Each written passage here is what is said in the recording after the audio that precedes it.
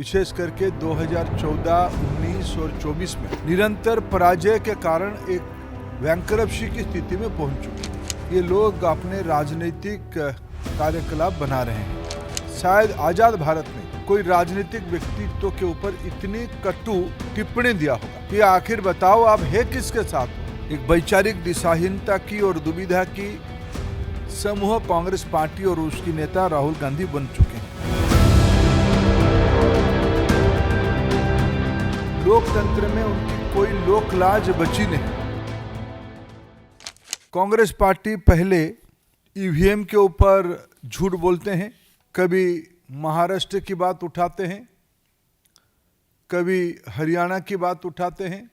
झूठ की वो एक नया पहाड़ बनाते हैं। पिछले विशेष करके 2014, 19 और 24 में और उन दिनों में कांग्रेस पार्टी अनेक राज्यों में निरंतर पराजय के कारण एक बैंकरप्सी की स्थिति में पहुंच चुकी है। कोई स्पष्ट मुद्दा हाथ में नहीं है, कोई नीति नहीं है। एक रिएक्शनरी फोर्स के नाते ये लोग अपने राजनीतिक कार्यकलाप बना रहे हैं।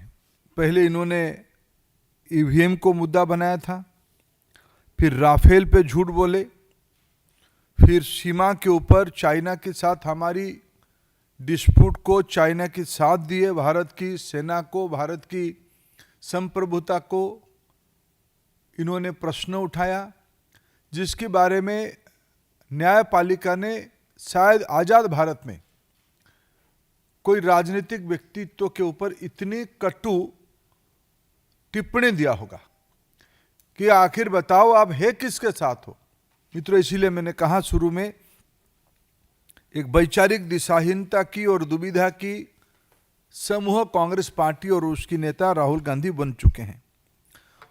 लोकतंत्र में उनकी कोई लोक लाज बची नहीं। अराजकता धीरे धीरे अहंकार के साथ मिलते हुए देश में एक अस्थिरता पैदा करने की एक सोची समझी रणनीति ये है। आप चुनाव जीतोगे तो सारा विषय सही है, अब चुनाव हारोगे ये सारा विषय की अव्यवस्था आपको ध्यान में आती है।